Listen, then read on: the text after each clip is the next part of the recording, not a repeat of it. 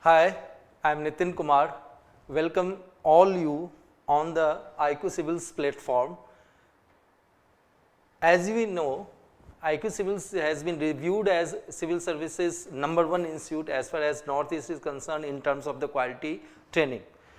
Today, I am going to cover some of the topics, but before moving further, I would like to say one thing that some of the renowned faculty of all India level has been associated with IQ Civils right from the beginning.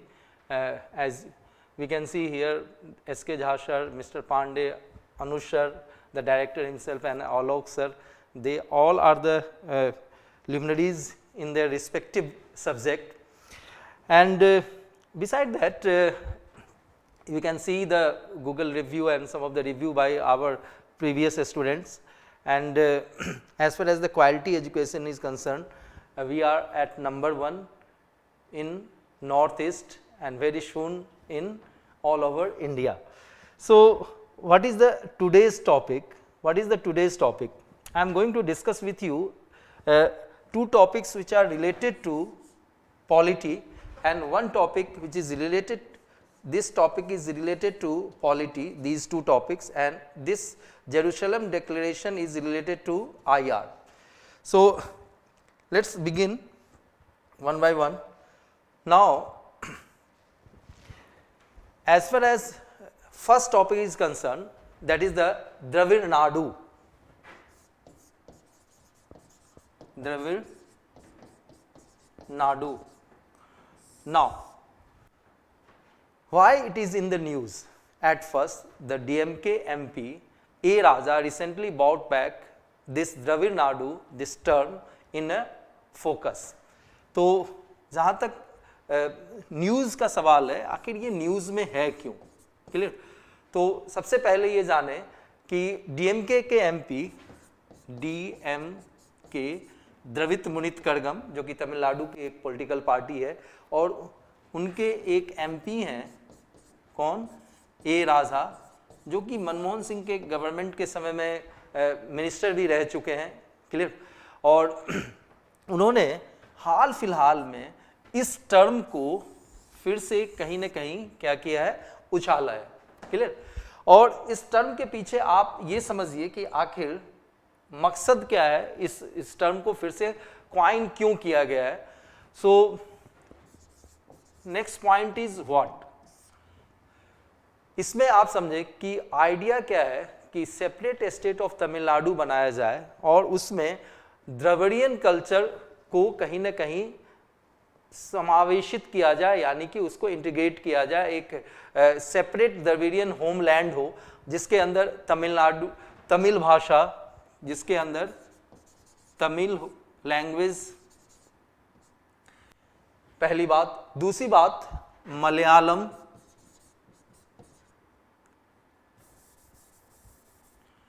first is Tamil, second is Malayalam,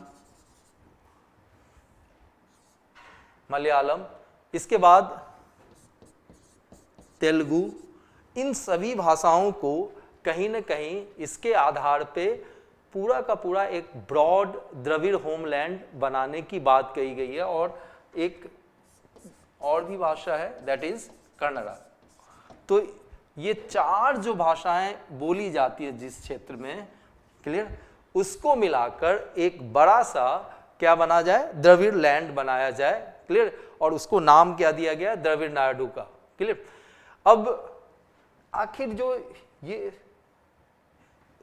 evolution इसके बारे में समझे, इसके evolution के बारे में समझे, तो इवोल्यूशन की यदि बात की जाए तो इसकी जो डिमांड है वो 20वीं शताब्दी से ही इसके लिए एजिटेशन चला, और अंग्रेजों के समय में ही, और उस समय जो गवर्नमेंट ऑफ मद्रास हुआ करती थी, ठीक है, उसके खिलाफ ये चलाया गया. पहली बात. दूसरी बात आप ये समझे कि इसमें कहीं ना कहीं रीजनल एस्पिरेशन यानी कि क्षेत्रवाद की बात है, और उस समय एक जस्टिस पार्टी की एक्टिविटीज शुरू हुई थी. किसकी? जस्टिस पार्टीज की एक्टिविटीज शुरू हुई थी. ध्यान देना। और एक क्या चलाया गया था, सेल्फ रिस्पेक्ट मूवमेंट। दूसरा क्या चलाया गया था, सेल्फ रिस्पेक्ट मूवमेंट। नाउ इसके तहत ये कोशिश की गई थी कि जो द्रविड़ कड़गम है, ठीक है, और जिसको बाद में इंडिपेंडेंट द्रविड़ नेशन के लिए मांग की गई, तो ये पूरे मूवमेंट की कोशिश ये थी कि एक बड़ा सा द्रविड़ लैंड बनाया जाए। लेकिन आज के डेट में यदि देखें तो करंट फोकस क्या है इस पूरे डिमांड का। So try to understand current focus, one by one इसे समझते हैं। सबसे पहले जाने कि जो तमिल कल्चर है, तमिल लैंग्वेज है, उसको क्या किया जाए, प्रिजर्व किया जाए। First point is preservation of Tamil culture, और साथ में किसको, तमिल लैंग्वेज को। क्लियर? तो करंट फोकस इस चीज के ऊपर है। और यदि देखें कि जो थ्री लैंग्वेज का जो फॉर्मूला है उसको क्या कर रहे हैं, ये अपोज कर रहे हैं। इसका ये मतलब है कि Hindu should be taught in the school since 1996। Clear? Hindi की यदि बात की जाए तो 1996 से ये कोशिश की जा रही है कि भाई हिंदी को भी यहाँ पर स्कूलों में सिखलाया जाए। एक तो लोकल लैंग्वेज होगी, तमिल, कन्नड़, ये जो भी हो, मलयालम, और दूसरी बात एक इंग्लिश लैंग्वेज, और तीसरा क्या है कि हिंदी को सिखलाया जाए। ये 1996 से कोशिश की जा रही है। तो अब इससे क्या होगा कि जो तमिल और जो द्रविड़ियन जो लोग हैं उनको लग रहा है कि हमारे ऊपर हिंदी को क्या किया जा रहा है, थोपा जा रहा है। क्लियर? और इस कारण से इन्होंने ये डिमांड किया कि ज्यादा ऑटोनॉमी दी जाए, किसके अंदर, शिक्षा के अंदर, और जो कल्चरल प्रैक्टिसेस है, यानी कि जो सांस्कृतिक जो उनके विरासत में जो चीजें चली जा रही है उसमें क्या दिया जाए, इनको ज्यादा ऑटोनॉमी दी जाए, स्वायत्तता दी जाए। यानी कि जो लोकलाइज्ड चीज है उसके हिसाब से सारा काम हो, वहां के कल्चर के हिसाब से, वहां के लैंग्वेज के हिसाब से ये सारा काम हो ना। अब देखो कि जब इसकी यदि शुरुआत की बात की जाए तो थोड़ा सा इसकी थोड़ी सी इसकी पृष्ठभूमि में या इसके हिस्ट्री कह लीजिए उसमें चलते हैं थोड़ा सा। अब एक चीज ध्यान देना कि इसकी जो शुरुआत की गई थी ईवी रामास्वामी पेरियार के द्वारा की गई थी। किसके द्वारा? ईवी रामास्वामी पेरियार के द्वारा इसकी शुरुआत की गई थी। क्लियर? और इनको जहां तक ईवी रामास्वामी पेरियार का सवाल है, he is also known as the father of the Dravidian movement, यानी कि जो द्रविड़ आंदोलन का उनको क्या कहा जाता है, पिता कहा जाता है। और ये एक सोशल एक्टिविस्ट और पॉलिटिशियन हुआ करते थे, और ये जाने जाते हैं, ठीक है, जाने जाते हैं, ठीक है। एक वाइकोम सत्याग्रह हुआ था त्रावणकोर के अंदर, ठीक है, क्या हुआ था, वाइकोम सत्याग्रह हुआ था त्रावणकोर के अंदर। और जो सेल्फ रिस्पेक्ट मूवमेंट चलाई गई थी, सेल्फ रिस्पेक्ट मतलब खुद के को जो गरिमा प्रदान की जाए, इसके लिए एक मूवमेंट चलाई गई थी त्रावणकोर में। अब इसमें जो डिमांड किया गया था उस समय कि इक्वल ह्यूमन राइट्स दिया जाए, ठीक है, किसको, ऑप्रेस्ड क्लास को, यानी कि समाज के जो पिछड़े वर्ग के लोग हैं उनको क्या मिले, एक सामाजिक दर्जा मिले, और वो भी क्या मिले, इज्जतपूर्ण दर्जा मिले।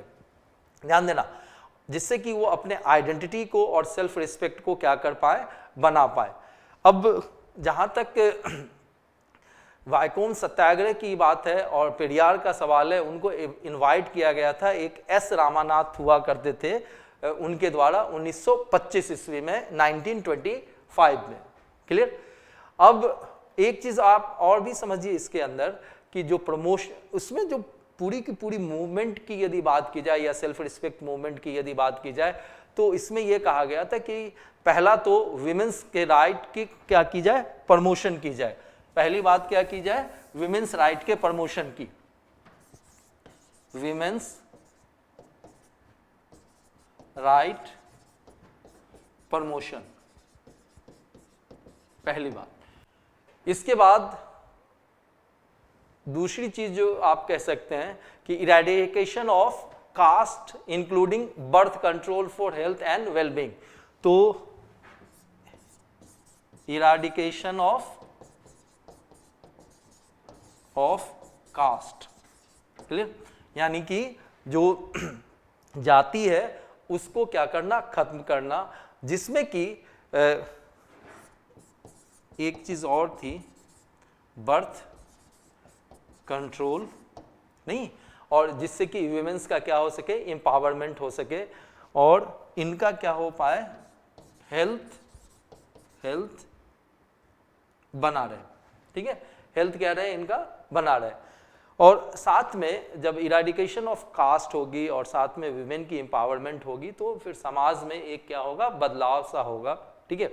और फिर नेक्स्ट पॉइंट आप समझिए कि एक द्रविड़ कड़गम पार्टी, ठीक है, द्रविड़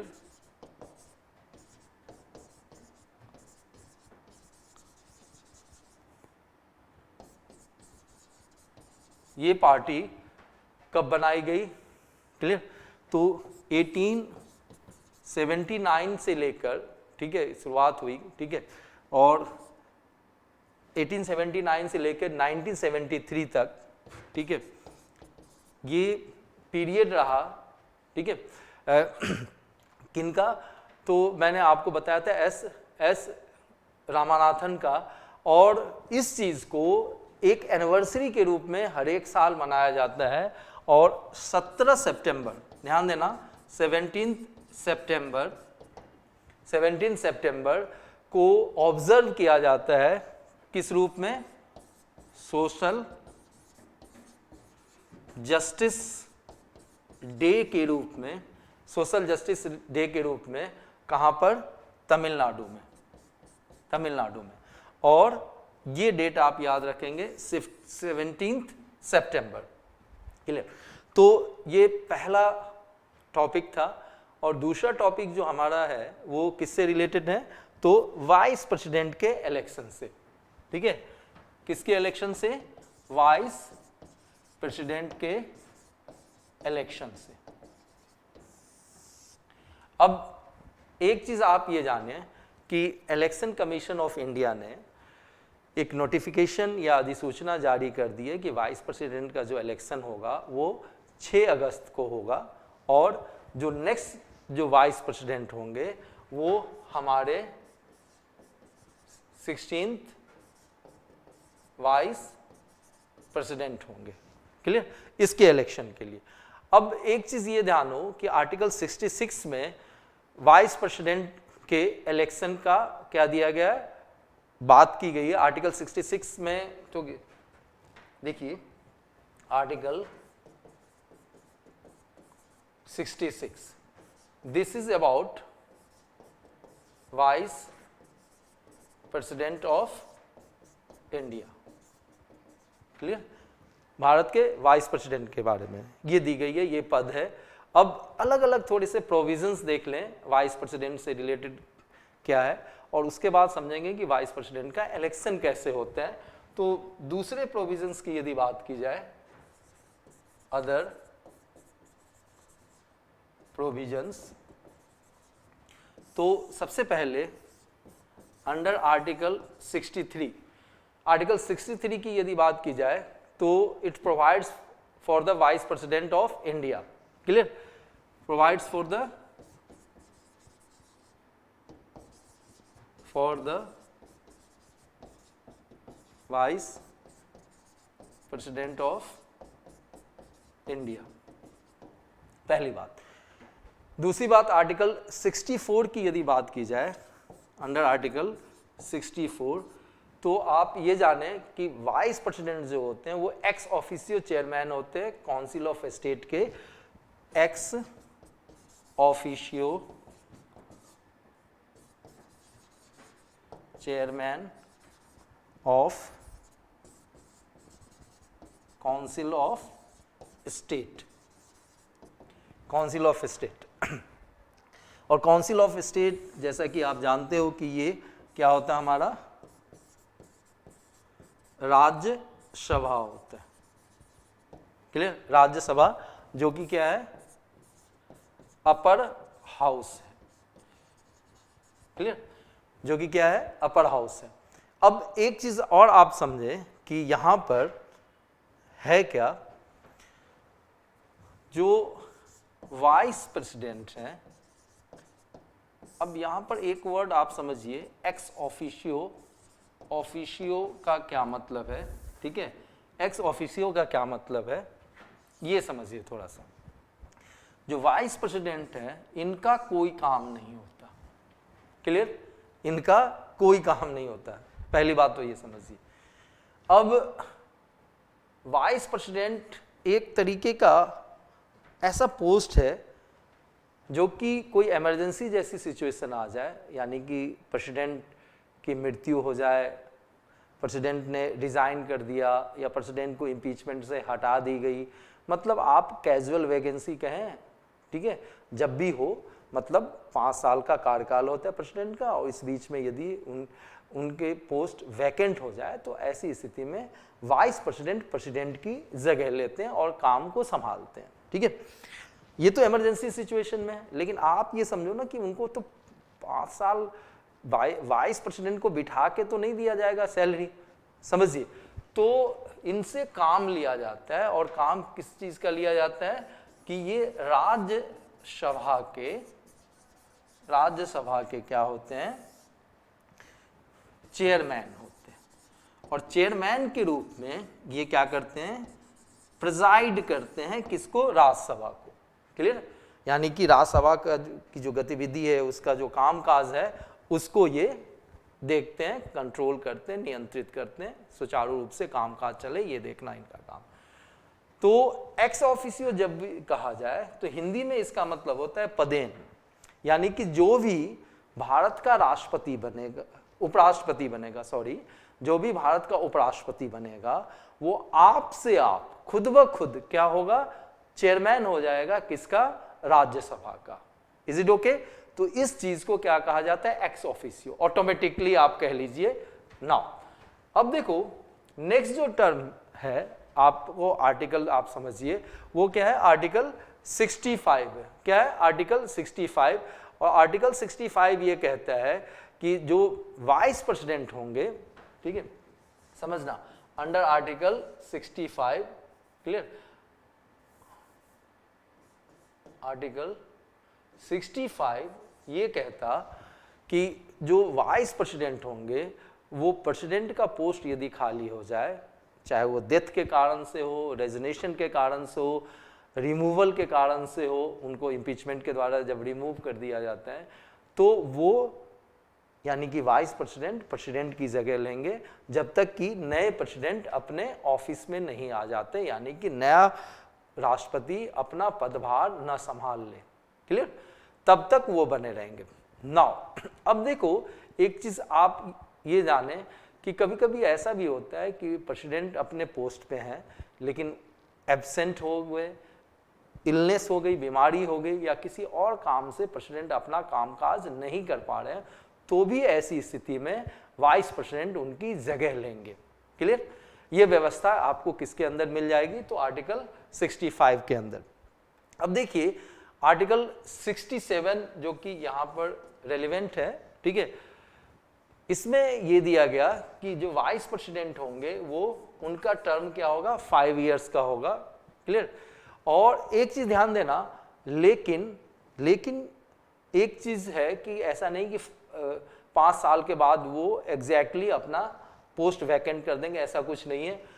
यदि ऐसी स्थिति आती है कि कोई उनका सक्सेसर यानी कि उनके बाद वाला वाइस प्रेसिडेंट नहीं आया हो, अभी तक पोस्ट पे उसने शपथ नहीं ली हो, तो पुराने वाइस प्रेसिडेंट तब तक अपने पोस्ट पे बने रहेंगे जब तक कि नए वाइस प्रेसिडेंट आके क्या न ले लें, शपथ न ले लें, क्लियर।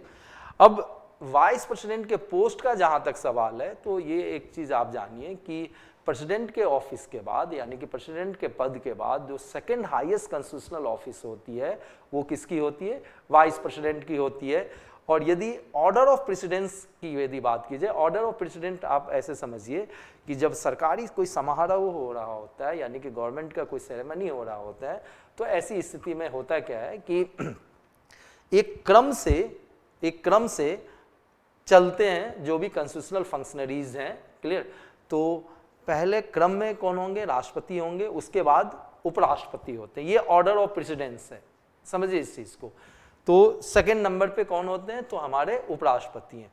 अब देखो जो अभी चर्चा का विषय है वो क्या है कि election of the vice president.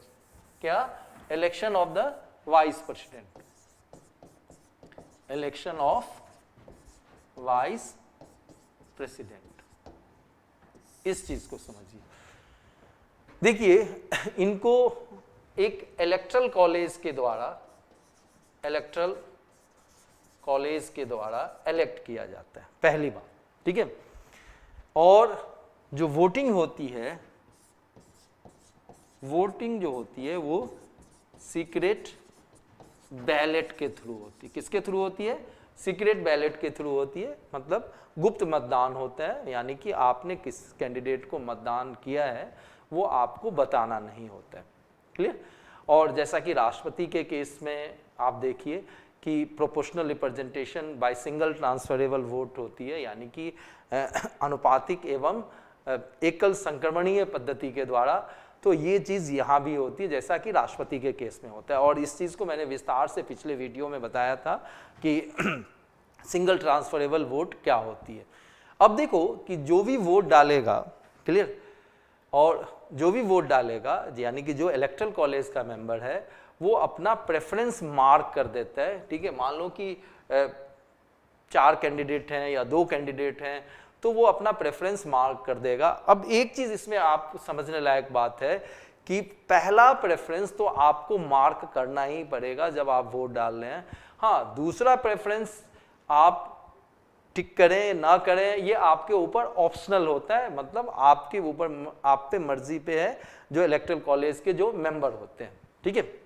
अब आर्टिकल 71 की यदि बात की जाए तो इसमें आप ये समझिए, आर्टिकल 71 की यदि बात करें आप, तो इसमें जो व्यवस्था है वो समझिए कि यदि वाइस प्रेसिडेंट के इलेक्शन से रिलेटेड कोई भी डिस्प्यूट हो जाए, क्लियर, या फिर प्रेसिडेंट के इलेक्शन से ही रिलेटेड कोई डिस्प्यूट हो जाए, तो ये सारा का सारा कहाँ टेकअप किया जाएगा, तो सुप्रीम कोर्ट में। मतलब ऐसे जो मसले हैं या ऐसे जो इश्यूज हैं सीधे तौर से सुप्रीम कोर्ट में ही टेकअप किए जाएंगे। ये नहीं कि आप हाई कोर्ट जाओ या सबऑर्डिनेट कोर्ट जाओ, यानी कि सबऑर्डिनेट कोर्ट और हाई कोर्ट के क्षेत्राधिकार या उसके जुडिक्शन से बाहर है, ठीक है, प्रेसिडेंट या वाइस प्रेसिडेंट के इलेक्शन को से रिलेटेड मसले को टेकअप करना, यानी कि सीधे तौर से सुप्रीम कोर्ट में टेकअप की जाएगी, क्लियर। अब नेक्स्ट जो चर्चा है वो क्या है, अंडर आर्टिकल 60, अब बात कर ली जाए किसकी, एलिजिबिलिटी की, मतलब योग्यता क्या है, ठीक है। आर्टिकल 66 क्लॉज 3, आर्टिकल 66 क्लॉज 3 की यदि बात करें तो इसके अंदर ये दिया गया कि वो भारत का नागरिक होना चाहिए, इंडियन सिटीजन होना चाहिए। और सिटीजनशिप आपको कैसे भी मिली हो, बाय बर्थ मिली हो, बाय डिसेंट मिली हो, ठीक है, बाय नेचुरलाइजेशन मिली हो, बाय रजिस्ट्रेशन मिली हो, बाय इनकॉर्पोरेशन मिली हो, ठीक है। आप देखिए कि जो सिटीजनशिप एक्ट है 1955 का, उसके हिसाब से 5 तरीके होते हैं सिटीजनशिप एक्वायर करने के। तो इससे कोई फर्क नहीं पड़ता है कि आपकी सिटीजनशिप आपको कैसे मिली है। ध्यान देना, एक चीज आप ध्यान दो, आप बस भारत के सिटीजन होने चाहिए, आप एलिजिबल होते हैं। साथ में आपने 35 वर्ष की आयु पूर्ण कर ली हो और आप राज्यसभा के सदस्य बनने लायक योग्यता रखते हो, क्लियर। अब राज्यसभा के सदस्य बनने लायक योग्यता रखने का ये मतलब होता है कि किसी भी राज्य में जो इलेक्टरल रोल है, यानी कि चुनाव जो सूची है, उसमें आपका नाम क्या हो, रजिस्टर्ड हो, उसमें क्या हो, आपका नाम रजिस्टर्ड हो। अब देखिए कि फिर यदि चर्चा की जाए नेक्स्ट आर्टिकल जो इससे रिलेटेड है, और वो क्या है, 66 क्लॉज 4, ठीक है। अंडर आर्टिकल 66 क्लॉज 4 ये कहता है कि यदि आप ऑफिस ऑफ प्रॉफिट पे हो, ऑफिस ऑफ प्रॉफिट कहने का मतलब यानी कि गवर्नमेंट ऑफ इंडिया के कर्मचारी हो या किसी स्टेट गवर्नमेंट के कर्मचारी हो या किसी लोकल अथॉरिटीज़ में यानी कि म्यूनिसिपैलिटीज़ में या पंचायत के किसी ऑफिस में आप कर्मचारी हो, ध्यान देना, तो या फिर अदर अथॉरिटी हो। अदर अथॉरिटी कहने का ये मतलब है कि आप ऐसे समझिए कि गवर्नमेंट ऑफ इंडिया की कोई कंपनी है या उसकी कोई पब्लिक सेक्टर अंडरटेकिंग है, जैसे भारत हैवी इलेक्ट्रिकल लिमिटेड हो गई या steel authority of India limited हो गया या फिर आपका gas authority of India limited हो गया। इनमें से किसी के भी कर्मचारी हो या सरकारी बैंक के कर्मचारी हो, मतलब आप किसी भी ढंग से सरकारी या अर्ध सरकारी पदों पे हों और साथ में आप वेतन लेने के योग्य हों, तो आपको क्या माना जाता है, ऑफिस ऑफ प्रॉफिट पे है। क्लियर? और यदि आप ऑफिस ऑफ प्रॉफिट पे हैं तो ध्यान दीजिए कि आप योग्य नहीं होते हैं वाइस प्रेसिडेंट बनने के लिए या उसका इलेक्शन लड़ने के लिए। एक चीज मैं आपको यहां पर बता दूं, जहां तक ऑफिस ऑफ प्रॉफिट का सवाल है, इसके कुछ क्या है, अपवाद है। ठीक है, मतलब इन पोस्ट को क्या नहीं माना जाता, ऑफिस ऑफ प्रॉफिट पे नहीं माना जाता। तो सबसे पहले इसमें नाम आता है प्रेसिडेंट का, दूसरा नाम आता है किसका, वाइस प्रेसिडेंट का। क्लियर? तीसरा नाम आता है गवर्नर, और उससे पहले भी आप देख लीजिए तो प्राइम मिनिस्टर और जो काउंसिल ऑफ मिनिस्टर। क्लियर? यानी कि इस चीज को आप समझिए कि यदि आप प्रेसिडेंट हो ऑलरेडी, जैसे अभी रामनाथ कोविंद अभी तत्काल प्रेसिडेंट, वो यदि ध्यान देना फिर से इलेक्शन लड़ना चाहें तो कोई दिक्कत नहीं है, क्योंकि उनका पोस्ट ऑफिस ऑफ प्रॉफिट नहीं माना जाता। इसी ढंग से वाइस प्रेसिडेंट का पोस्ट ऑफिस ऑफ प्रॉफिट नहीं माना जाता है, प्राइम मिनिस्टर का पोस्ट ऑफिस ऑफ प्रॉफिट नहीं माना जाता, या उनके काउंसिल ऑफ मिनिस्टर में, यानी कि चाहे वो कैबिनेट रैंक के मिनिस्टर हों या मिनिस्टर ऑफ स्टेट रैंक के हों या डिप्टी मिनिस्टर हों, समझिए आप यदि मिनिस्टर हो तो आप ऑफिस ऑफ प्रॉफिट पे नहीं है, ये एक्सेप्शन है। और चौथा देखें तो क्या है, गवर्नर की बात की जाए, यदि आप गवर्नर भी हो तो ऑफिस ऑफ प्रॉफिट पे नहीं हो, और यदि आप ऑफिस ऑफ प्रॉफिट पे नहीं है तो आप चुनाव लड़ सकते हैं, यानी कि गवर्नर अपने पोस्ट पे रहते हुए चुनाव लड़ सकता है वाइस प्रेसिडेंट का।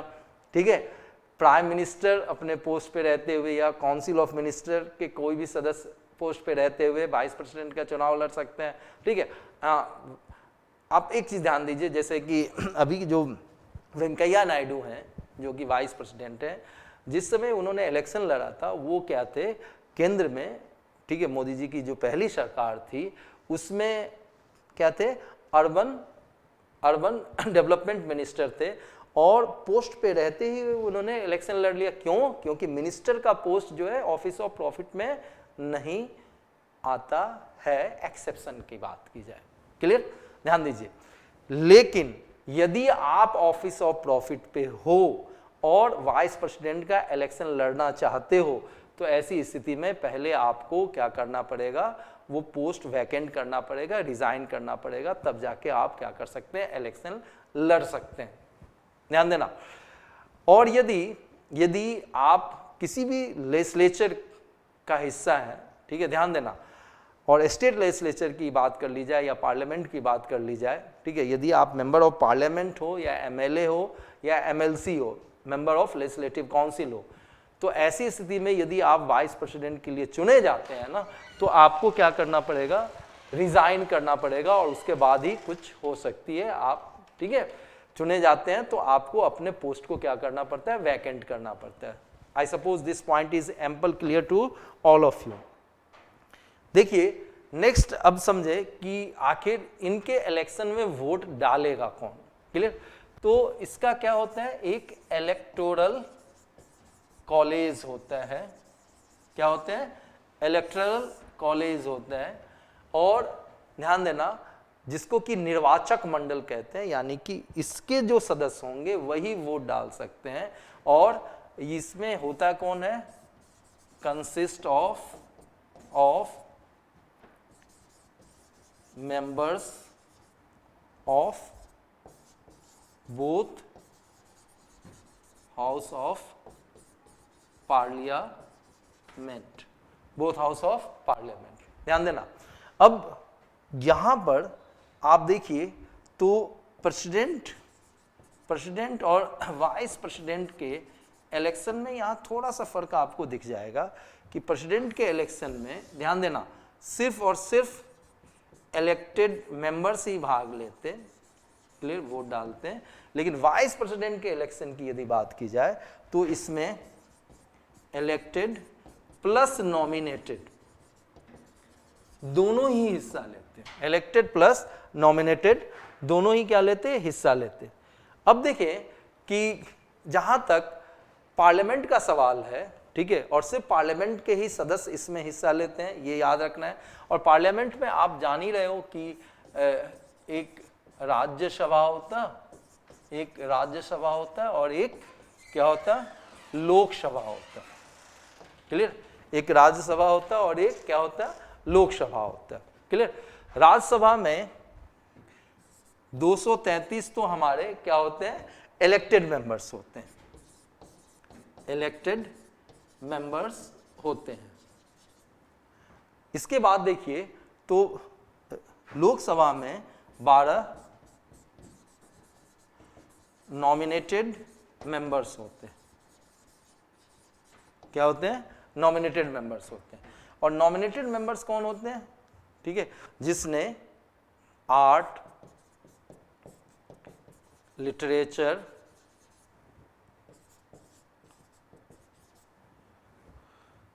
सोशल काउज, क्लियर, इन सबों में क्या दिया हो, विशिष्ट योगदान, ज्यादा योगदान दिया हो। ऐसे 12 सदस्यों को हमारे प्रेसिडेंट क्या करते हैं, नॉमिनेट करते हैं। साथ में आप जहां तक ये तो बात किसकी हो गई, राज्यसभा की हो गई। अब बात यदि आप लोकसभा की करें तो जो टोटल अभी मेंबर हैं, ठीक है, वो 543 मेंबर्स हैं, क्लियर। और ये इलेक्टेड मेंबर ही हैं इसमें अभी, क्योंकि 2020 के बाद से जो 2 एंग्लो इंडियन कम्युनिटी के हुआ करते थे, ये खत्म कर दी गई है। तो टोटल यदि आप देखो तो 788, कितने, 788 टोटल मेंबर्स हैं जो कि एक्चुअली में वाइस प्रेसिडेंट के इलेक्शन में क्या लेंगे, हिस्सा लेंगे, क्लियर। जहां तक प्रोपोर्शनल रिप्रेजेंटेशन सिस्टम का सवाल है, सिंगल ट्रांसफरेबल वोट का सवाल है, तो आप क्या करेंगे, पिछले वीडियो को देखेंगे जो कि राष्ट्रपति चुनाव से संबंधित हमने अपलोड किया था, ठीक है, IQ सिविल्स ने अपलोड किया हुआ है। और उस चीज़ को देखें तो वहाँ पर आपको डिटेल से मैंने चर्चा की हुई है, तो दोबारा से इस चर्चा को ना करते हुए, ठीक है, आप ये समझ पाए होंगे कि क्या वाइस प्रेसिडेंट का इलेक्शन कैसे होता है, ठीक है। अब एक नेक्स्ट जो हमारा और आपका टॉपिक है, वो जो हमने चुना है आज आपके लिए, वो जेरूशलम डिक्लेरेशन की, किसकी, जेरूशलम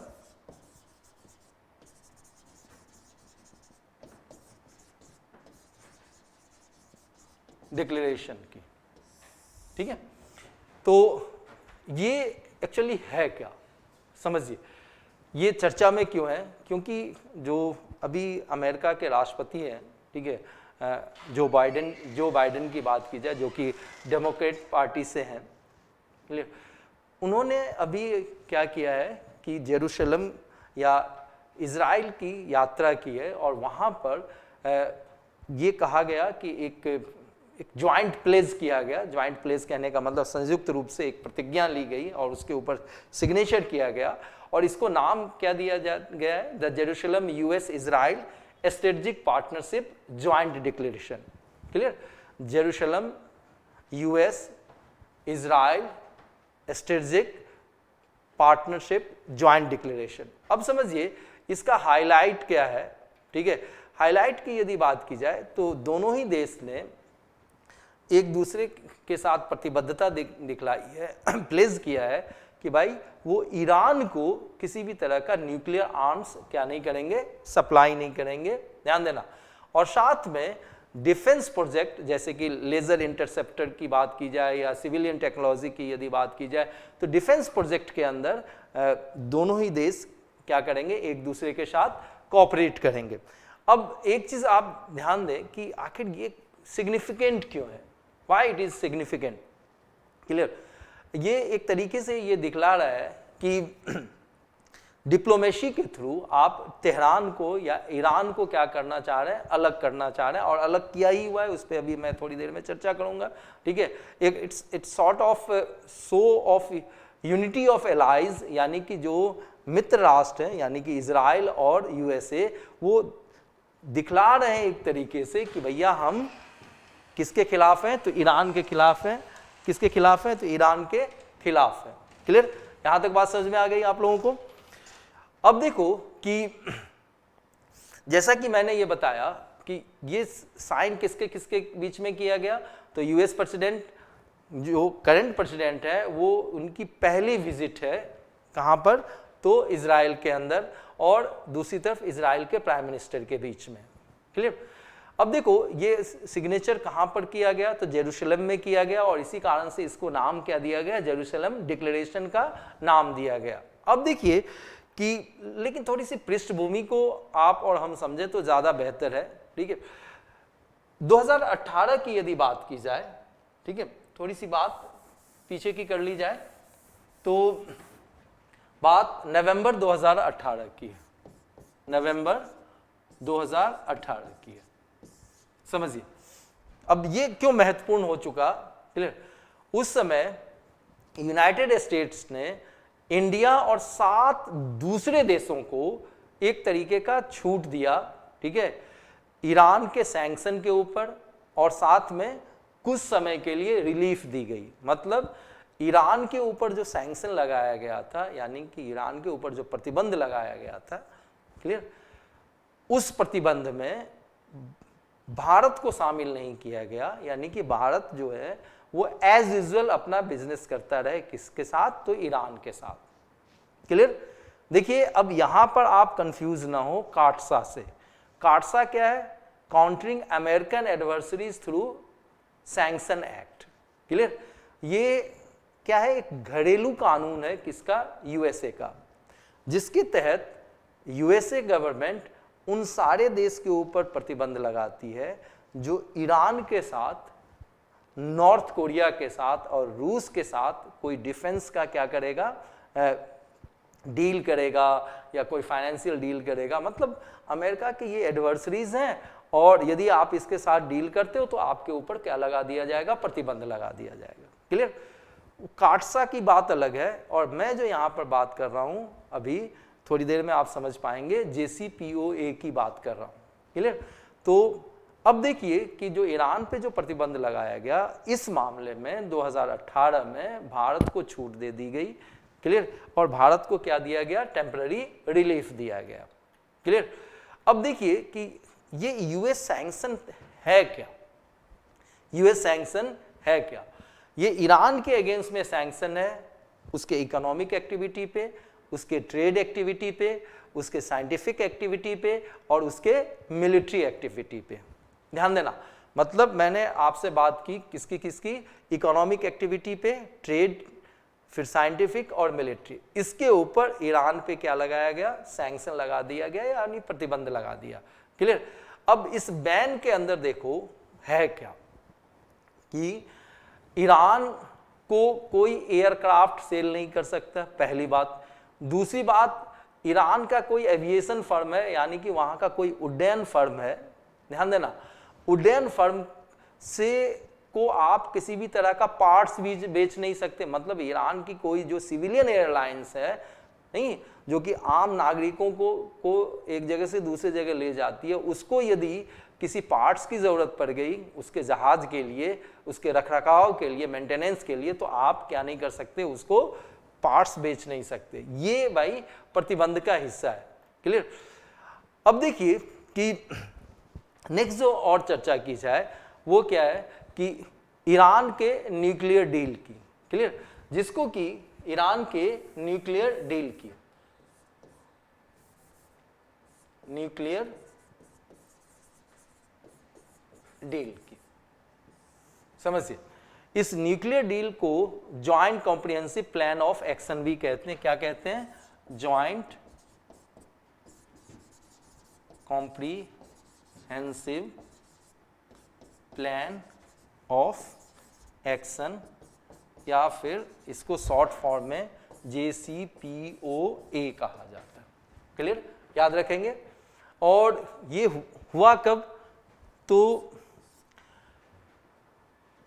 2015 में। क्लियर? 2015 में ये डील होती है। किसके किसके बीच में?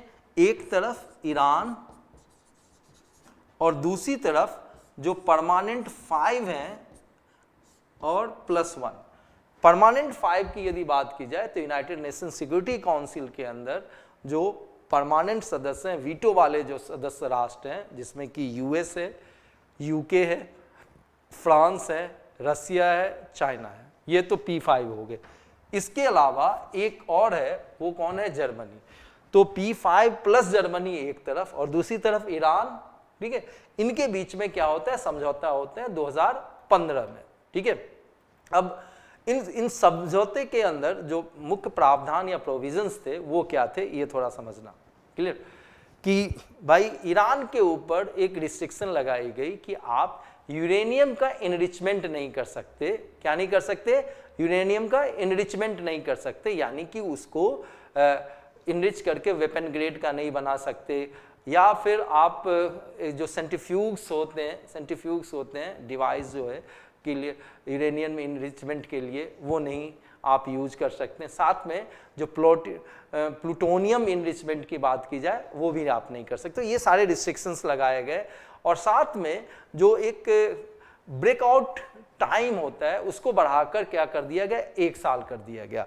अब आप जानना चाह रहे होंगे कि ये ब्रेकआउट टाइम क्या होता है। क्लियर? तो ऐसे समझिए, सिंपल और आम बोलचाल की भाषा में, ईरान को यदि न्यूक्लियर बॉम्ब बनाना हो, क्लियर, तो उसके लिए मटेरियल की ज़रूरत होती है। क्लियर? और उस मटेरियल को इनरिच करना होगा और उसको डेवलप करना होगा, जिससे कि वो एक सिंगल न्यूक्लियर वेपन बना सके, या कोई नाभिकीय बम बना सके, या न्यूक्लियर बॉम्ब बना सके। तो इसके लिए जो टाइम होता है ना, क्लियर, इस डेवलपमेंट में जो टाइम लगता है उसको क्या कहते हैं? ब्रेकआउट टाइम कहते हैं। क्या कहते हैं उसको? ब्रेकआउट टाइम कहते हैं। तो इस समझौते के तहत, यानी कि JCPOA के तहत ये व्यवस्था कर दी गई कि देखिए कि ये जो डेवलपमेंट का टाइम होगा वो कम से कम 1 साल का होगा। ठीक है? इस चीज को क्या कहा जाता है? ब्रेकआउट टाइम कहा जाता है। प्लस इसके साथ ये कहा गया कि जो IAEA international atomic energy agency के जो इंस्पेक्टर्स होंगे वो आपके न्यूक्लियर इंस्टॉलेशन को, यानी कि ईरान के न्यूक्लियर इंस्टॉलेशन को क्या करेंगे? इंस्पेक्ट करेंगे, ताकि अंतर्राष्ट्रीय बिरादरी जो है उसके ऊपर क्या रख सके? नजर रख सके। ठीक है? लेकिन ये जो 2015 में जो कुछ भी JCPOA हुआ वो रातों रात नहीं हुआ। क्लियर? इसको आप समझिए, इसके टाइमलाइन को थोड़ा सा समझते हैं। सबसे पहले 1967 की बात की जाए। 1967 में उस समय ईरान और अमेरिका के बीच में क्या थी? दोस्ती थी। मैं बता रहा हूँ 67 की बात की जाए। क्लियर? जो स्थिति खराब हुई वो 1979 में जब ईरानियन रेवोल्यूशन हुआ, और ईरानियन रेवोल्यूशन के समय में जो ईरान के अंदर अमेरिका की जो एम्बेसी थी उसकी घेराबंदी कर ली गई प्रदर्शनकारियों के द्वारा, और उस समय काफ़ी स्थिति तनावपूर्ण हो चुकी थी। उसके बाद से ईरान की यदि बात की जाए तो ईरान को अमेरिका हमेशा से रूग स्टेट कहता रहा है, यानी कि दुष्ट राष्ट्र कहता रहा है। और उसके बाद से 79 के बाद से ईरान और अमेरिका के जो संबंध रहे हमेशा ही दुश्मनी भरे रहे हैं। इस बात को समझिए। तो 1967 की यदि बात की जाए तो इसमें एक चीज ध्यान दीजिए कि US का जो एटम फॉर पीस प्रोग्राम था, क्लियर, तो उसके तहत ईरान को टेक्निकल असिस्टेंस दी गई और न्यूक्लियर टेक्नोलॉजी प्रदान की गई। लेकिन 1979 में, ठीक है, 1979 में जैसा कि मैंने आपको कहा, 1979 में जैसा मैंने आपको बताया कि ईरान में रिवॉल्यूशन हुई और ये जो संबंध थे इनके वहां से बिल्कुल बिगड़ गए। फिर नेक्स्ट जो आता है वो आपका 1984 का, क्लियर, किसका, 1984 का। और उस समय आप देखिए कि ईरान और इराक के बीच में युद्ध हुआ और फिर ईरान ने अपने न्यूक्लियर प्रोग्राम को रीस्टार्ट कर दिया, फिर से उसकी शुरुआत कर दी गई, क्लियर। और 1992 में, ध्यान देना, 1992 में जो CIA है, यानी कि जो अमेरिका की खुफिया एजेंसी है, उसने अमेरिकी सरकार को ये चेतावनी दी कि भाई ईरान ईरान क्या कर रहा है, न्यूक्लियर वेपन बना रहा है, ठीक है। इसके बाद घटनाक्रम, नेक्स्ट जो घटनाक्रम है वो आप देखिए कि 2002 से लेके 2015 तक का, 2002 से लेके 2015 तक का। इसके अंदर आप ये ध्यान दीजिए, ईरान के ऊपर इकोनॉमिक सैंक्शन लगा दिया गया। क्या लगाया गया, इकोनॉमिक सैंक्शन लगाया गया और इकट्ठे यूनाइटेड नेशंस ने, ध्यान देना, USA ने और EU ने मिलके लगाया, ठीक है, EU ने मिलके लगाया और ये सैंक्शन चलती रही। लेकिन इसी दौरान 2003 से ही निगोशिएशन स्टार्ट हो गई, क्लियर, क्या स्टार्ट हो गई, निगोशिएशन स्टार्ट हो गई, किसके बीच में, तो 3 देश, फ्रांस, UK, जर्मनी एक तरफ, ये यूरोपियन यूनियन के 3 देश, और दूसरी तरफ ईरान के बीच में निगोशिएशन स्टार्ट होती है, क्लियर। 2002 से लेके 2015 तक क्या लगाया गया, सैंक्शन लगाया गया। सैंक्शन में क्या क्या था हमने पीछे चर्चा कर ली आपसे। अब देखो, लेकिन 2003 से ही फ्रांस, UK और जर्मनी निगोशिएट करना शुरू करता है, किसके साथ, ईरान के साथ। अब 2015 में जो JCPOA मैं कह रहा था अभी थोड़ी देर पहले, यानी कि ईरान न्यूक्लियर डील, उस पे क्या होती है, साइन हो जाती है, जिसमें एक तरफ ईरान और दूसरी तरफ P5+1 थे। अब लेकिन 2016 की यदि बात की जाए, क्लियर, तो इसमें आप देखिए कि जो न्यूक्लियर रिलेटेड जितने भी सैंक्शंस थे, 2015 में डील हुआ और 2016 में जितने भी नाभिकीय हथियार के नाम पे या किसी भी नाम पे जो इनके ऊपर, ईरान के ऊपर जो प्रतिबंध लगाया गया था, उसको वापस ले लिया जाता है, क्लियर। अब 2017 में अमेरिका के राष्ट्रपति कौन थे, तो मिस्टर ट्रंप थे, ठीक है। अब ट्रंप जो कि रिपब्लिकन पार्टी, और रिपब्लिकन अपने हॉकिश स्टैंड यानी आक्रामक तेवर के लिए जानी जाती है, डेमोक्रेट को थोड़ा सा पीसफुल माना जाता है, मोटे तौर से आप समझिए इस चीज को। तो यूएस ने क्या किया, 2017 में नए सैंक्शन लगा दिए। अब देखो, 2015 में JCPOA होता है, 2016 में सैंक्शंस को हटाया जाता है, प्रतिबंध को हटाया जाता है ईरान से, और 2017 में फिर से सैंक्शन लगा दिए गए। लेकिन सैंक्शन किसके ऊपर लगाया गया, कि जो ईरान का जो बैलिस्टिक मिसाइल का जो प्रोग्राम था, उसके ऊपर नए सैंक्शन लगा दिए गए। और 2018 में फिर से और भी ज्यादा सैंक्शन लगाया गया, ठीक है। और इस सैंक्शन में आप देखिए कि ईरान के ऊपर बहुत ज़्यादा प्रतिबंध लगा दिए गए और ईरान के ट्रेडिंग पार्टनर्स के ऊपर भी प्रतिबंध लगा दिए गए। देखो, अब अमेरिका की बात आप समझिए कि अमेरिका के द्वारा सैंक्शन लगाने का मतलब सिर्फ और सिर्फ अमेरिका के द्वारा सैंक्शन लगाना नहीं होता है, उसके साथ जो उसके एलाइज हैं वो भी साथ हो लेते हैं, समझिए, उनके जो मित्र राष्ट्र हैं वो भी साथ हो लेते हैं, क्लियर। अब जो नए सैंक्शन लगाए गए 2017 में, वो देखिए क्या है। एक तो बैलिस्टिक मिसाइल्स के ऊपर, उनके जो ईरान का बैलिस्टिक मिसाइल का जो प्रोग्राम था उसके ऊपर सैंक्शन लगा दिए गए, पहली बात।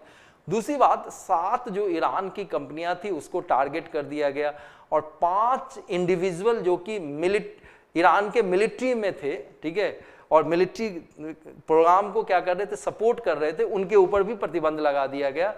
और तीसरी बात जो की गई कि secondary sanction on the third parties, मतलब ऐसे समझिए कि ईरान पे तो प्रतिबंध है ही, लेकिन यदि भारत का कोई कंपनी ईरान के किसी कंपनी के साथ, खास करके मिलिट्री साजो सामान बनाने वाले कंपनी के साथ यदि किसी भी तरह का समझौता करता है तो भारत के उस कंपनी पे क्या लगा दिया जाएगा, प्रतिबंध लगा दिया जाएगा। यानी कि आप देख सकते हैं कि 2017 में जो रिस्ट्रिक्शंस थे उसको बहुत ही ज़्यादा टाइट कर दिया गया। क्या कर दिया गया? बहुत ज़्यादा टाइट कर दिया गया, severe restriction we can say. अब 2018 की यदि बात करें, जस्ट ए मिनट,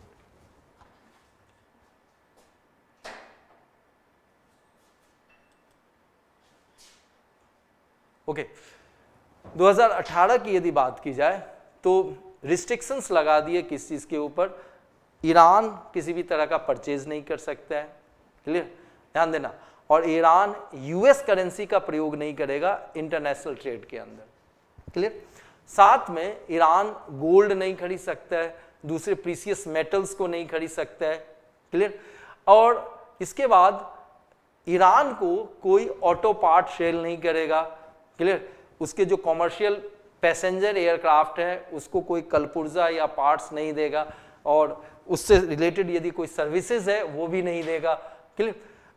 और इसके अलावा ऑयल और जो पेट्रोकेमिकल प्रोडक्ट्स हैं वो भी ईरान किसी को सेल नहीं कर सकता। ये सारे के सारे प्रतिबंध लगा दें। लेकिन आप ये जानिए कि ईरान की यदि बात की जाए तो क्रूड ऑयल के सेल के ऊपर प्रतिबंध लगाया गया, लेकिन ईरान ने उसका दूसरा तरीका ढूंढ लिया कि अब क्रूड ऑयल नहीं बल्कि रिफाइंड करके जो ऑयल है, पेट्रोलियम प्रोडक्ट्स, उसको बेचना शुरू किया। तो कहीं ना कहीं ईरान ने बीच का रास्ता निकाल लिया निकलने का, ठीक है। और आज की तारीख में प्रतिबंध लगाने के बावजूद भी बेहतर कमाई कर रहा है अपने पेट्रोलियम प्रोडक्ट से, क्लियर। अब देखिए कि आखिर ये इतने जो सीवियर रिस्ट्रिक्शंस लगाए गए, आखिर क्यों लगाए गए, इस चीज को आप समझिए। तो जो अमेरिका ने कहा कि जो ये न्यूक्लियर डील हुआ था 2015 में ना, वो फेल हो चुका है, क्योंकि ईरान से संबंधित जो भी कंसर्न थे, जो भी चिंताएं थे, उन चिंताओं को ईरान ने डील नहीं किया, क्लियर। इसके बाद दूसरी जो प्रोविजंस थी, जो स्ट्रॉन्ग मैकेनिज्म की यदि बात की जाए, जो प्रोविजंस थी, उस प्रोविजंस के मुताबिक आपने अपने न्यूक्लियर इंस्टॉलेशन का वेरिफिकेशन नहीं करवाया।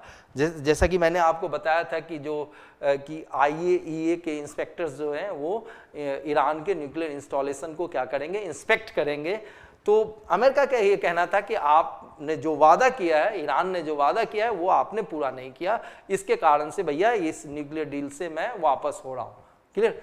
और साथ में ये भी आरोप लगाया गया अमेरिका के द्वारा, किसके ऊपर, ईरान के ऊपर, कि देखिए जो यमन के अंदर जो हौथी विद्रोही है उसको आप क्या कर रहे हो, सपोर्ट कर रहे हो, और वहां पर और इस क्षेत्र को यदि बात की जाए तो उसको आप क्या कर रहे हैं, डीस्टेबलाइज कर रहे हैं, क्लियर।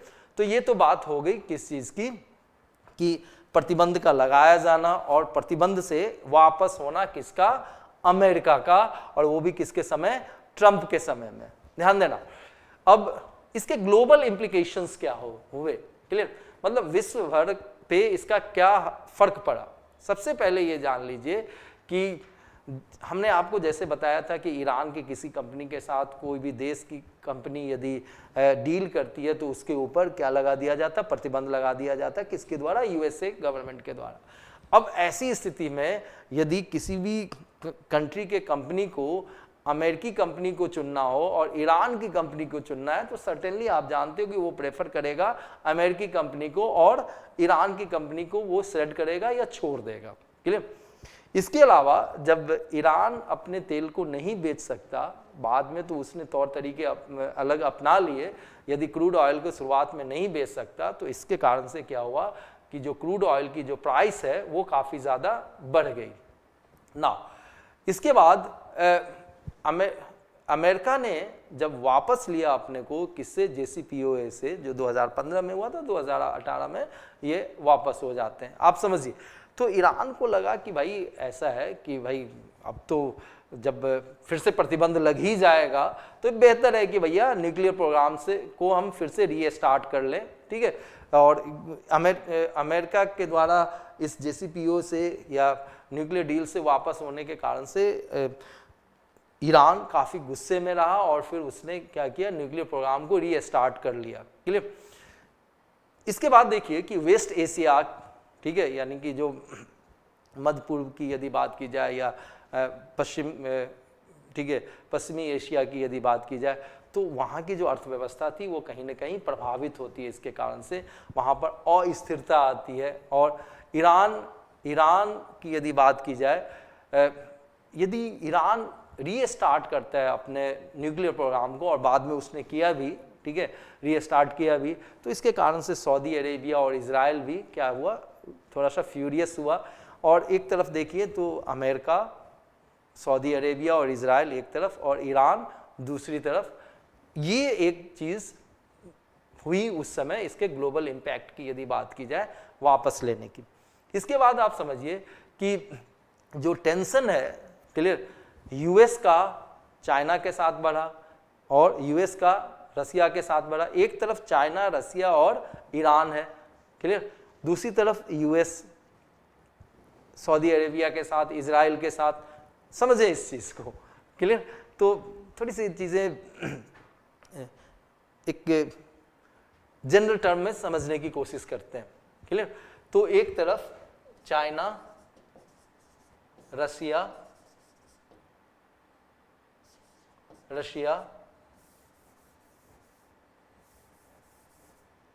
चाइना, रशिया और ईरान, क्लियर। मतलब विश्व दो धड़े में बट गया। इधर देखिए तो आपका यूएसए, सऊदी अरेबिया और इजराइल, ठीक है ना। अब देखो ये क्या है, दो हिस्से। इसके अलावा जब समझौता हुआ था तो सिर्फ यूएसए नहीं था उसमें, हमने आपको बताया था P5+1, तो यूएसए तो वापस हो चुका, लेकिन P5 के जो 4 बाकी के थे और एक जर्मनी, ये तो वापस नहीं हुआ इस समझौते से। तो अब इसका तो फर्क पड़ेगा ना, यानी कि यूएसए की जो रिलेशनशिप है अपने एलाइज यानी कि फ्रांस, यूके, जर्मनी के साथ भी बिगड़ी, क्लियर, इसके साथ भी बिगड़ गई। नाउ अब देखिए कि जो इम्पैक्ट की यदि बात की जाए भारत के ऊपर, तो ये हुआ कि मैंने शुरुआत में जैसे आपसे चर्चा की थी, भारत को 2018 में जब मतलब JCPOA से वापस हुआ यूएसए, ठीक है, और फिर से सैंक्शन लग गई, तो भारत को क्या दिया गया, एक वेवर दी गई, यानी कि छूट दी गई, क्लियर। और एक चीज़ आप ये ध्यान दीजिए, लेकिन इसके बावजूद भी भारत के ऊपर यदि चर्चा की जाए तो जो क्रूड ऑयल प्राइस जो है वो बढ़ गई, क्लियर। और जब क्रूड ऑयल प्राइस बढ़ी, क्लियर, और इंटरनेशनल मार्केट में यदि आप देखिए तो भारत की चीज़ें महंगी हो गई, और महंगी होने के कारण से क्या होगा कि रुपये की वैल्यू थोड़ी सी गिरी। एक तो ये हुआ। दूसरा आपको पता ही होगा कि छावाड़ पोर्ट है, क्लियर, थोड़ा सा मैं ब्रीफ में यहाँ पर चर्चा कर लेता हूँ, ठीक है। ये इंडिया है और ये मान लीजिए श्रीलंका है। यहाँ पर क्या है बच्चों, स्टेट ऑफ मलक्का, यहाँ पर क्या है, state of Malacca, clear, state of Malacca. अब आपको पता है कि इस जगह पे आपका पर्शियन गल्फ है, क्लियर, इस जगह पे पर्शियन गल्फ है, इस जगह पे आपको रेड सी दिखेगा, नहीं, इस जगह पे। अच्छा एक चीज ध्यान देना, एक तो रास्ता मेन सी रूट ये है, क्लियर, दूसरा जो रास्ता है, ठीक है, दूसरा जो रास्ता है वो रेड सी से यूं जाता है, क्लियर, और यहां पर आप देखिए कि साउथ चाइना सी आपको दिखेगा, क्लियर। अब एक चीज ध्यान देना कि जब आप इस जगह पे जाओगे, इस जगह पे जाओगे तो यहां पर आपको ग्वादर पोर्ट दिखेगा, क्लियर, और यहां पर आप जब बढ़ते हैं तो यहां पर आपको चाहबार पोर्ट दिखेगा, क्लियर। तो इस चाहबार पोर्ट को डेवलप कर भारत कर रहा है, क्लियर। और भारत की जो नेकलेस ऑफ डायमंड की पॉलिसी है, ध्यान देना, नेकलेस ऑफ डायमंड की जो पॉलिसी है, उसका ये एक अहम कड़ी है, ध्यान देना, नेकलेस ऑफ डायमंड। और ग्वादर पोर्ट जो है, स्ट्रिंग ऑफ पर्ल्स जो चाइना की है, उसका एक अहम कड़ी है।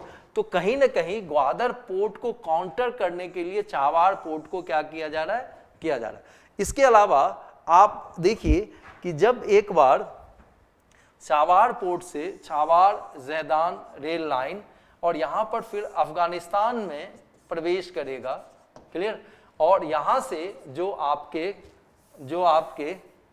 सेंट्रल एशिया के कंट्री है 5, क्लियर, वो उसको भी टारगेट किया जा सकेगा, ध्यान देना। और इस चाबार पोर्ट से आप मिडिल ईस्ट की यदि बात की जाए, क्लियर, इसको टारगेट कर सकते हो, यूरेशियन रीजन को आप टारगेट कर सकते हैं, यहाँ से आप फिर यूरोप की तरफ बढ़ सकते हैं। तो ये सारी चीज़ें आपको समझने की ज़रूरत है। तो ये जो चाबार पोर्ट का जो मसला है, इसके कारण से कहीं ना कहीं अफेक्टेड हुआ, क्लियर। अब देखिए नेक्स्ट जो पॉइंट आती है हमारे सामने, वो INSTC, clear, international north south trade corridor की यदि बात की जाए, जिसमें कि ईरान, इंडिया, रसिया वगैरह शामिल है। तो ये प्लान भी कहीं ना कहीं इससे क्या हुआ, प्रभावित हुआ, क्लियर। अब देखिए भारत के ऊपर यदि प्रभाव की यदि बात की जाए, तो इंडिया और वेस्ट एशिया में यदि आप देखिए तो ईरान हो, इजराइल हो, सऊदी अरेबिया हो, ठीक है, इनके आपस के रिश्ते बिगड़ गए, क्लियर, ध्यान देना, इजराइल, सऊदी अरेबिया और अमेरिका एक तरफ, ईरान एक तरफ। और हमें बैलेंस कर पाना थोड़ा सा मुश्किल काम हुआ भारत के लिए कि एक तरफ ईरान के साथ भी आप अच्छे संबंध बना के रखें, दूसरी तरफ इजराइल और सऊदी अरेबिया के साथ भी बना के रखें, और जबकि ये आपस में एक दूसरे से क्या है, अगेंस्ट में, क्लियर। अब देखो यदि इस क्षेत्र में कुछ हलचल होती है तो इसका इनडायरेक्ट इफेक्ट हम पे पड़ता है, क्योंकि आप मतलब भारत के ऊपर पड़ता है। इसलिए पड़ता है कि आप देखिए कि जो वेस्ट एशिया के देश हैं, ठीक है, या फिर आप अरब पेनिनसुला के जो देश हैं, क्लियर, वहाँ पर भारतीय जो डायस्पोरा है, इंडियन डायस्पोरा, यानी कि भारतीय मूल के लोग जो वहाँ जाके बस चुके हैं, और वो जो क्या भेजते हैं, रेमिटेंसेस भेजते हैं, पैसे कमा के भेजते हैं, और वो हमारे फॉरेन एक्सचेंज रिजर्व का क्या है, एक मुख्य हिस्सा है। क्या है, हमारे फॉरेन एक्सचेंज रिजर्व का एक मुख्य हिस्सा है। तो उसमें भी इसके कारण से कहीं ना कहीं प्रभाव हुआ। इसके अलावा देखिए जो लास्ट भारत के ऊपर प्रभाव देखे तो चाइना बहुत ज़्यादा ईरान के क्लोज आ गया, क्लियर। और मैं आपको बता दूं कि चाइना की यदि बात की जाए तो मैं आपको एक चीज़ बताऊं, ठीक है, कि जस्ट मिनट,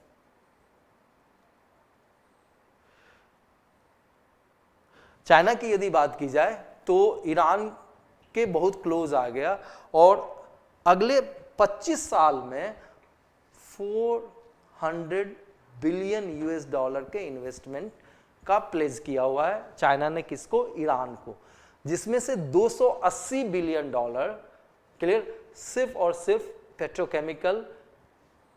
पेट्रोकेमिकल जैसे क्षेत्र में, या ऑयल एक्सप्लोरेशन, ऑयल रिफाइनरी, इस क्षेत्र में खर्च करेगा। तो आप देख लीजिए इसके कारण से क्या हुआ कि चाइना ईरान के ज़्यादा क्लोज आता जा रहा है। और आपको ये भी पता होना चाहिए कि जो ईरान के अंदर जो चाबार जैदान जो रेल लाइन है वो इंडिया के IRCTC को दी गई थी, और उससे IRCTC को अलग कर दिया गया। तो ये सब सारे इफेक्ट पड़े। और ये देखो कि एक तरीके से सारा का सारा जो मसला है एक दूसरे से इंटर रिलेटेड है, और मैं आशा करता हूँ कि आप चीज़ों को समझ पा रहे होंगे, विस्तार से समझ पा रहे होंगे, ठीक है। और जैसे कि मैंने शुरुआत में कहा था कि IQ सिविल्स की यदि बात की जाए तो नॉर्थ ईस्ट में नंबर 1 है as far as the quality education is concern, okay. तो मैं मिलता रहूँगा आपसे, ठीक है। तत्काल मैं शाइन ऑफ कर रहा हूँ। Thank you for being with अस। और आप इस IQ सिविल्स के यूट्यूब चैनल को सब्सक्राइब करें, ठीक है। अपने कमेंट्स ज़रूर दीजिए, आपके सुझाव का हमेशा स्वागत रहेगा, क्लियर। इसको शेयर करें, लाइक करें और कमेंट्स दें। Thank you for being with us, okay. Take care, God bless all of you.